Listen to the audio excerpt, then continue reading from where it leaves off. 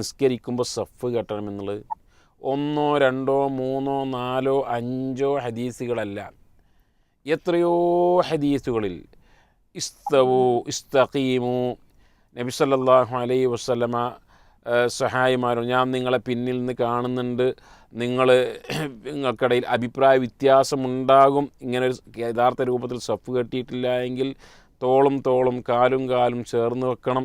ഉമർ റളിയല്ലാഹു അൻഹു ഒക്കെ വളരെ കൃത്യനിഷ്ഠത ഈ വിഷയത്തിലുണ്ടായിരുന്നു എന്നൊക്കെ ഹദീസുകളും ചരിത്രങ്ങളിലൊക്കെ കാണാൻ സാധിക്കും. ഇത്ര ഗൗരവമാണ്. എന്നിട്ടും എത്ര പള്ളികളിലാണ് ഇമാമുമാർ ഇതൊന്ന് ഓരോ സമയത്തും നിർദ്ദേശം കൊടുക്കാറുള്ളത്?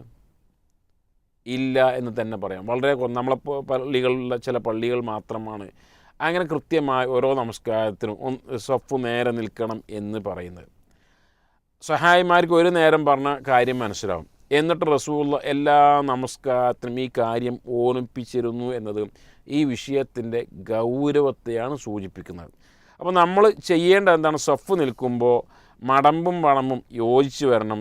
സഫിൻ്റെ പിന്നിലേക്ക് കുറേ കാല്, മുന്നിലേക്കൊരു കാല് എന്നല്ല, സഫിൻ്റെ മടമ്പ് കൃത്യമായിരിക്കണം. അതുപോലെ ഷോൾഡറും ഒട്ടി നിൽക്കണം.